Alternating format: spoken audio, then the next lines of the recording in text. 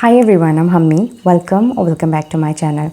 Today I'll be closing out my budget for the month of August. This video, I don't know how it's going to turn out because whenever I film a video, I do the calculation and then I make sure that everything is correct and then I go on with the filming process. But today I have not done the calculations earlier, so everything will be done here. It's going to be very raw and bear with me if there's anything that goes wrong. So let's get on with it. So before I close out the budget, I want to talk about the two goals that I had when I did my budget for August. That is saving up for my health and medical because I was planning on going out for my blood test and all. But I did not go. We cancelled it. I did save up money for my health and medical and then I ended up doing the test and everything that was needed to do in my own hometown. And the second goal for the month was to save up money for the travel expenses.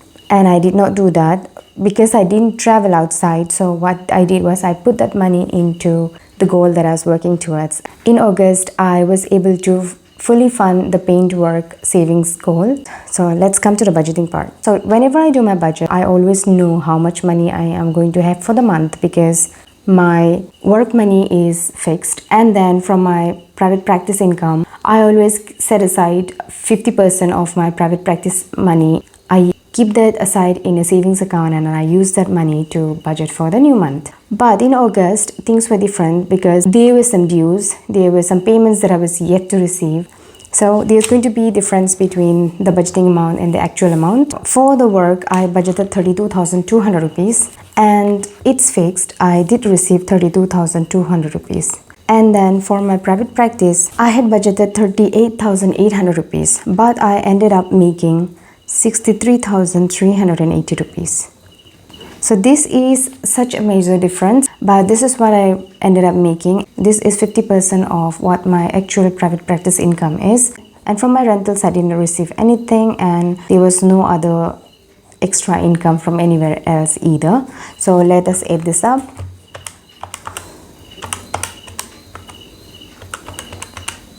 So the total income that I budgeted for the month was 95,580 rupees. So out of that, into my emergency fund, I had budgeted 100 and I did allocate 100. SIP also got what I had budgeted for because this is fixed, 2100. But into my provident fund, I had budgeted 4900 and I ended up putting 7,360 rupees. So let me add this up quickly and see how much I put into my savings and investment category. This is a total of 9,560 rupees. So I always allocate 10% of the amount that I'm budgeting with into my savings and investment category, and 9,560 is 10% of the amount that I budgeted with. Now coming to the next category, which is my fixed costs and utilities. Life insurance is fixed always, so there's no difference of course. Siblings fund is also fixed. Room rent is fixed. EMI is also fixed. And LIC is fixed. I put 1,000 whenever I budget, but when I do my transfer Tuesdays, every week I allocate 1,000. I'm not putting that here because that amount is not added here. That's why that's totally separate. And for my ration, I had budgeted 3,000, but I ended up spending 3,500. Subscription, I had budgeted 1,300, but I ended up spending 1,400 rupees. So which means I was over budget by 500 rupees here. And then for my subscription also I was over budget by 100 rupees. Petrol I had budgeted 2,500 but I ended up spending 3,000 rupees, which means I was over budget by 500 rupees. Food and groceries I had budgeted 6,000 but I ended up spending 8,500 rupees. So that means I was over budget by 2,500 rupees. And then for my workwear, I had budgeted 1,200. I actually allocated 1,500 rupees into that category. It's like a sinking fund. The money stays there even when the month ends. I just rolled it over to the next month. That means I was over budget by 300 here.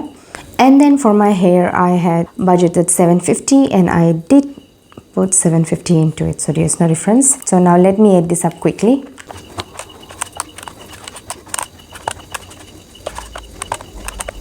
So this is a total of 41,225 rupees. 41,225 225 minus what I had budgeted, 37,325. I was over budget by 3,900 rupees. And then coming to my sinking funds, or I can also call it my short-term savings. Into my health and medical, I had budgeted 3,000 rupees. This was my estimated budget, but I ended up putting only 2,000 rupees. And this is because I realized that I was not going out for the treatment. So that meant I will only be doing the routine checkups that was necessary. And then if the test were to be done here in my hometown, I knew the cost. So I just put 2,000 rupees into it. Into my car maintenance, I budgeted 1,500, but instead I put 4,230. And this is because the servicing for my car was due and I got it done. And then for my pets category, I budgeted 500 and I did allocate 500 into it. And into my vacation, I did not budget anything because when I did my August budget, I said that there are other things which is more necessary to save up money for than to put money into vacation. But since I was not going out and I had extra money, into vacation I put 700 rupees. I ended up putting 7,430 into my short-term savings goals. And then coming to my spending category, I had budgeted 14,200 rupees into my spending category, but I ended up spending 18,890 rupees in my spending category. So that meant I was over budget by 4,690 rupees. And then for my travel expenses, I did not spend any money here. This money went into my money goals. Every Tuesday I do a Transfer Tuesday video, and this money I put there into my paint work savings goals. I had budgeted for all of this category in the beginning of August, but there are two more categories that I spent money on and I'd like to share it here. And that is, I joined the gym in August. The gym owner is my friend, so she was kind enough and she just charged me the minimum, and I paid 1,400 for the gym. Oh sorry, this is not the budget, this is the actual expense. I did not take the membership because I'm not very sure if I'll continue going to the gym or not, because it is a love and hate story for me when it comes to the gym. I like doing yoga, I like going for a walk, but going to the gym is something that I want to do, I try to do, and then I go and then I stop and then I go again and then I stop again. So this is a continuous process.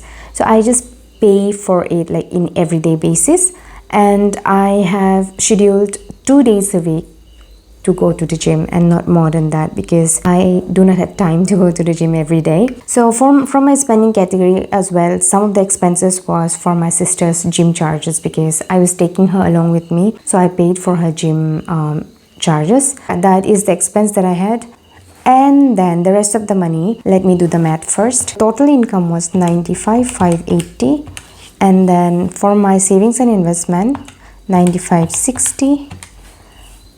Fixed cost and utilities was 41,225, and my sinking fund is 74,30, and then my spending money is 18,890, and for the gym 1,400. So I was left with 17,075 rupees, and this money I put into my savings goals, my paint work savings goals. So if you're somebody who follows my Transfer Tuesday videos, you would have seen that I was able to fully fund my paint work money, that's 25,000, within 2 weeks. That was because I did put this whole amount into it. So let me write that down. I put that into my goals, 17,075 rupees. So that is how I spent 95,580 rupees in the month of August. So as you can see, there are this amount that I was over budget in, but I'm not worried about this because I had the money. I did not have to take out money from my savings or anywhere. This is my August budget closeout video. And from the month of September, what I am doing is I am giving myself a fixed salary. You can see like in private practice, I budgeted 38,800 rupees, and because there was some amount that I was due and I did receive that, the income suddenly increased. But from the month of September, I am giving myself a fixed salary each month from my private practice. And I'm doing that because I feel like, like when I have this much money, then automatically I'm able to spend more money. It becomes a very automatic process. Instead of that, I want to give myself fixed amount of money and then try to stay within that amount, so that the extra amount that I have, that can go into paying off my debt and also completing my savings challenges. Thank you so much if you're still watching. This was a little bit difficult to make because I was filming and also doing the calculations side by side. Maybe I'll have to edit out a lot of things. But I hope that you enjoyed the video, and if you liked it, do not forget to press the like button and also consider subscribing. I hope to see you soon in my next video. Until then, take care and bye-bye.